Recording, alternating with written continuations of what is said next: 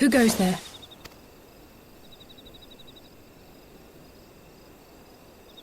Oh, it's you. Forgive me for straying from the camp. He hasn't been feeling too welcome, to say the least. I thought a change of scenery might do him good. But, alas.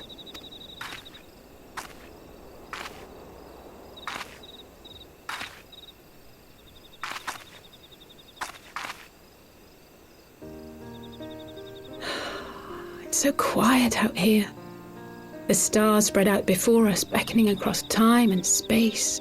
Dawn may banish even the darkest night. How bitterly beautiful, those words. I should be stronger for all my experiences. Yet my heart aches more than ever.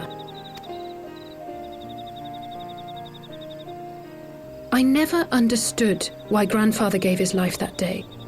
I thought that if I came here, I would find the answers I needed. But when I finally laid eyes on the land he sacrificed everything to save, saw firsthand the bickering, the pettiness, I was disappointed. I was angry. I could not fathom how these people were more deserving of his love than his family, than me. Nevertheless, I had to believe he had good reason. I was determined to uncover the whole truth of the calamity and, perhaps in so doing, find my own purpose in this sea of chaos. My travels have been enlightening, but I cannot say that I have enjoyed them. I have lost count of the many petty crises that I was helpless to resolve and of the people whose actions I could not understand. There were others, of course. Good people.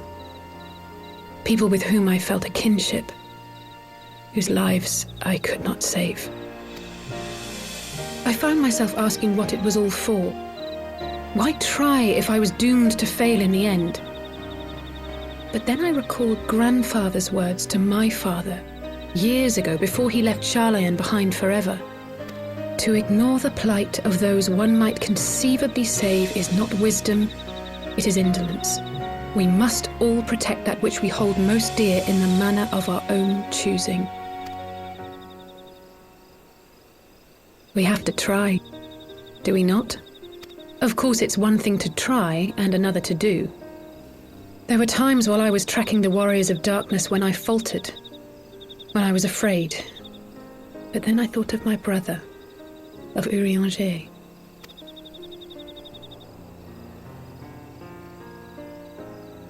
Oh, pray forgive me. This conversation has been rather one-sided, hasn't it? Mayhap you could recount some of your adventures in Ishgard.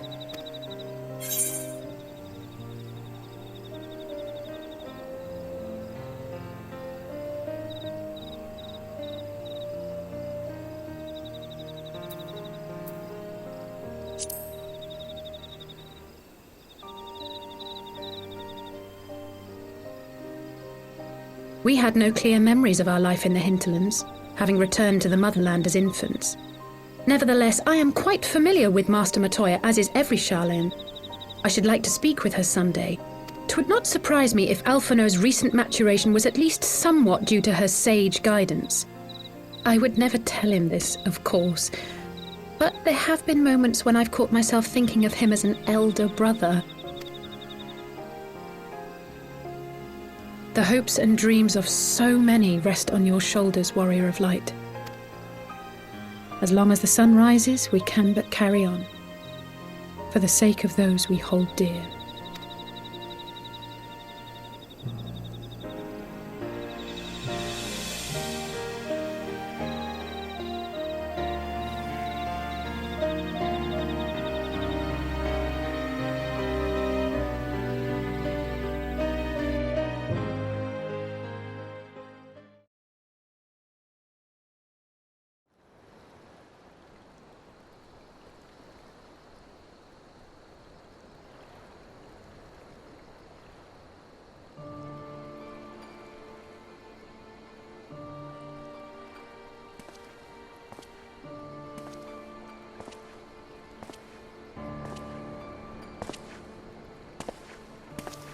To what end dost thou cling to the tainted gifts of the Mother?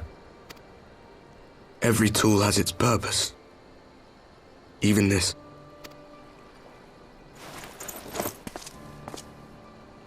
Well, what is it? The seeds sown in Vilbrand have been plucked from the earth and left to wither. Alas, Titan's demise sufficed not to drive the kobolds to deepest desperation. What did the man in white have to say? That we are to proceed as he did first set forth. Well, that's easy for him to say! It's not his bloody world on the brink of destruction, is it? Be thou well reminded that with an end to Ishgard's unrest, naught now remaineth to preoccupy the Scion's thoughts, and thus may they devote their every energy to thwarting thee and thine. I foresee only greater difficulties ahead. Foresee? Are you sure you don't welcome them? I'm starting to think you might hold a candle for your old friends after all. Pray do not mistake mine intent. I but look upon the path which lieth before us with due trepidation. Shouldst thou be of like mind, pray consider then another course. For the power to invoke the ardour belongeth not unto the Ascians alone. With thine own hand strike down thine enemy, the so-called hero who would see thy home lost to light. Do but this, and thou wouldst at a single stroke disrupt the all-too-delicate balance of this realm, plunging her straightways into chaos.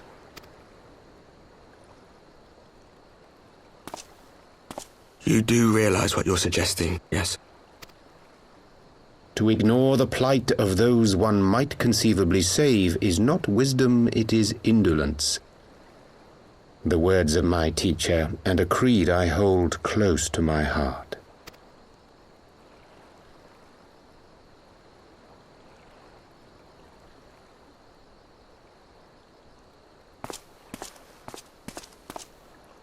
Very well. Draw her out. We'll make it quick. It shall be done.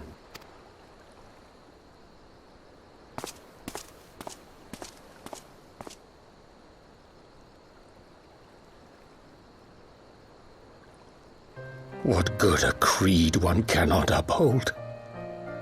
What hurts soothed? What lives saved?